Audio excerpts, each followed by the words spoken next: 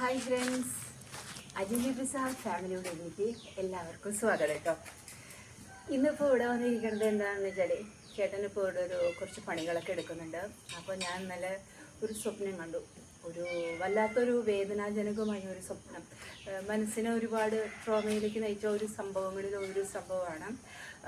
അപ്പോൾ അങ്ങനെ ഒരു സ്വപ്നം ഞാൻ കണ്ടപ്പോൾ ഞാൻ ഏട്ടനായിട്ട് ഷെയർ ചെയ്യായിരുന്നു. അപ്പോൾ ഇവിടെ ഇരിക്കുന്നു. അപ്പോൾ സുന്ദരി വന്നിട്ടുണ്ട്. സുന്ദരി ചേട്ടാ, സുന്ദരി എന്ന് പറഞ്ഞേ കേട്ടാ, പ്ലീസ് ഏട്ടാ, സുന്ദരി പറഞ്ഞേ കേട്ടാ. ഏട്ടാ, എനിക്ക് പേടിയാണിത്, ഇതങ്ങനെ കപ്പിയാലോ.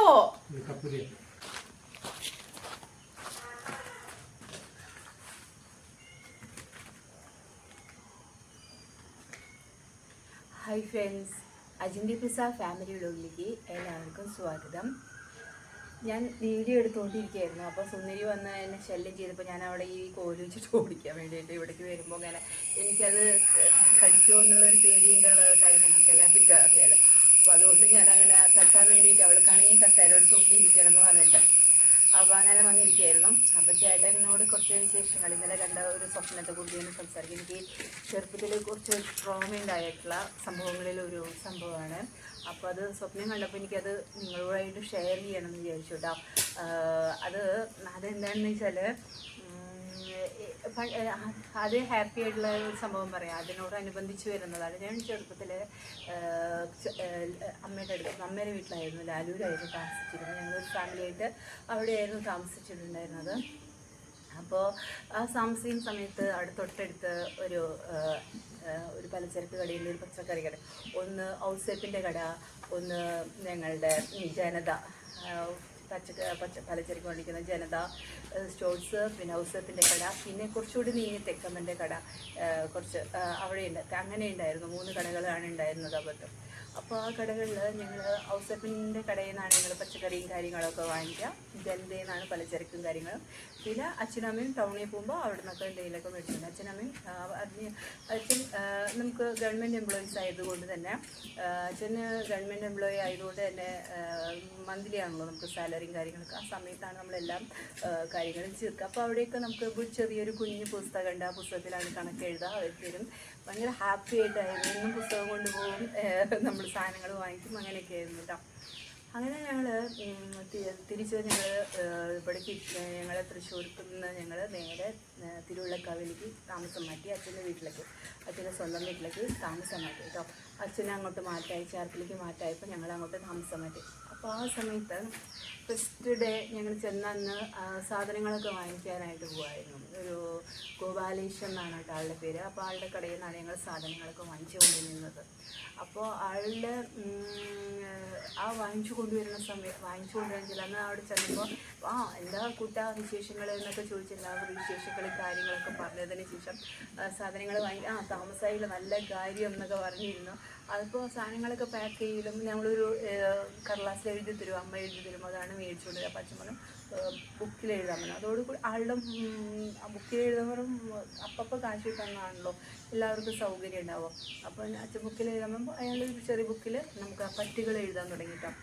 അപ്പോൾ അങ്ങനെ ഞങ്ങൾ എങ്ങനെയാണെന്ന് വെച്ചാൽ എല്ലാ മാസവും അമ്മ ഒരു ബുക്ക് തരും, കടലാസിൽ എഴുതി തരും.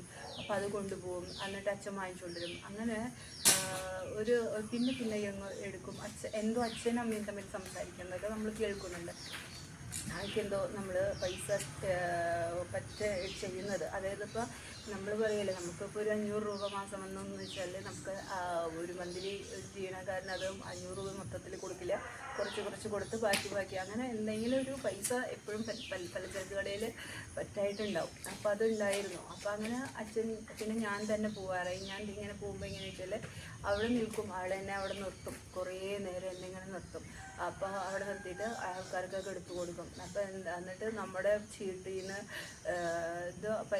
ചോദിക്കും, പരിപ്പൊക്കെ എങ്ങനെ ഇത്ര അധികം കഴിക്കുന്നത്, പരിപ്പൊന്നും ഇത്ര അധികം കഴിക്കുന്നു വേണ്ട, അധികം നല്ലതല്ല പരിപ്പ് കഴിക്കുന്നതെന്നൊക്കെ പറഞ്ഞിട്ട് പരിപ്പിൻ്റെയൊക്കെ അളവൊക്കെ കുറയ്ക്കും. എന്തോ ഒരു വല്ലാത്തൊരു മാനസിക പ്രയാസം പോലെ ഞങ്ങൾക്ക് മാസത്തിലൊരു പ്രാവശ്യമല്ലേ വരണ്ടോ, ഇടയ്ക്കിടയ്ക്ക് വരുന്നെന്താ എന്നൊക്കെ ചോദിക്കുമായിരുന്നു. അപ്പോൾ അന്ന് ഞാനൊരു 5ാം ക്ലാസ്സിലായിരുന്നു പഠിച്ചിരുന്നത്, 5ലായിരുന്നു പഠിച്ചിട്ടുണ്ടായിരുന്നത്. അപ്പോൾ ആ സമയത്താണ് ഇങ്ങനെ സംസാരിക്കുന്നതും ഇങ്ങനെ ടോക്ക് ചെയ്യണതൊക്കെ നമ്മൾ കേൾക്കുന്നത്.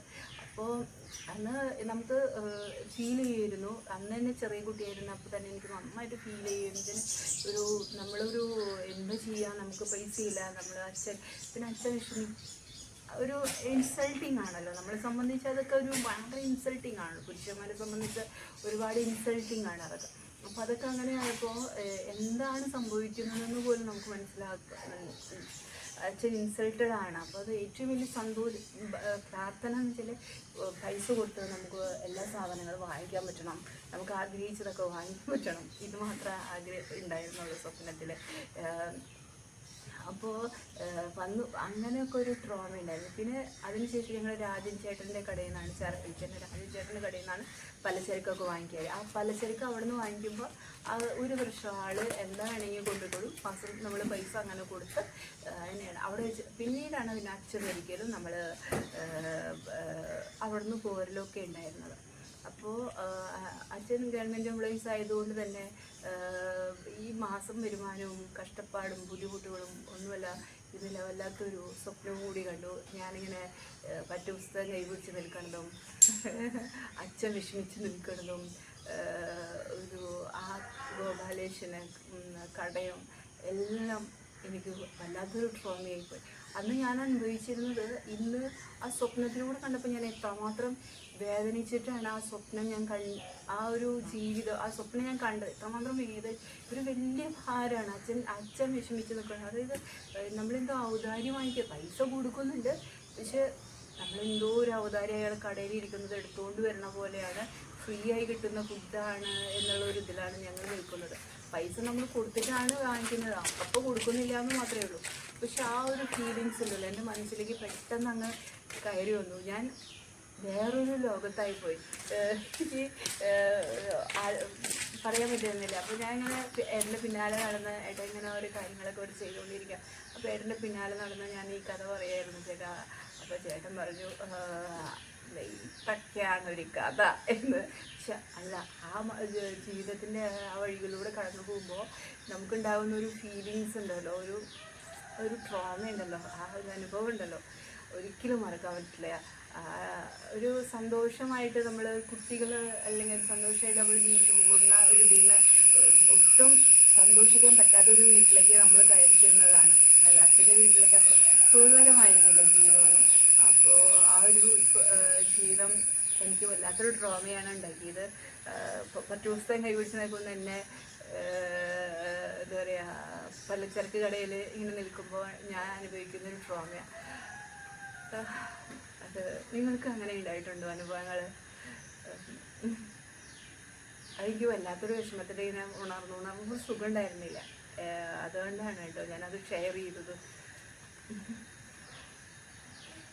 അപ്പം അത് പറയാൻ വേണ്ടി വന്നതാണ്. അജന്തി ഫാമിലിയുള്ള സൈനിങ് ഓഫ്. Bye bye.